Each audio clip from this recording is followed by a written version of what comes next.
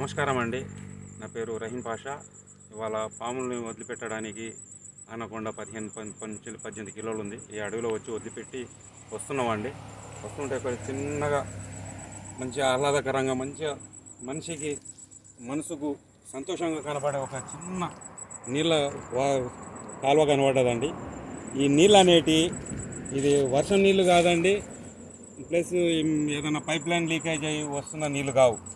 గత వారం 10 రోజుల నుంచి కొట్టిన వర్షాలు ఆ ఎత్తు ప్రాంతాలలో ఉన్న నీళ్లు కిందికి జారి భూమి నుంచి వచ్చిన చెమట అండి, అది ఊట, దాన్ని ఏమంటారు,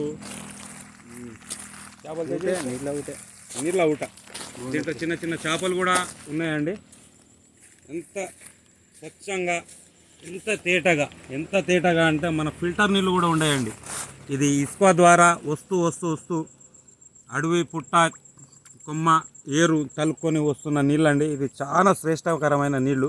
ఫిల్టర్ చేసుకున్న తర్వాత ఇది భూమి నుంచి వెళ్ళి గుట్ట నుంచి వెళ్ళి కింద వచ్చే నీళ్ళు లాంతానే బాగుందండి. దీంట్లో చిన్న చిన్న చేప పిల్లలు కూడా ఉన్నాయి, ఎగురుతున్నాయి అక్కడక్కడ. అబ్బబ్బా,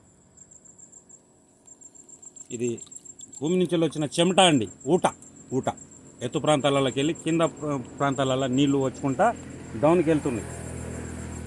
ఈ నీళ్లు అడవిలో ఉన్న జీవరాశికి చాలా ప్రాముఖ్యత వహిస్తుందండి.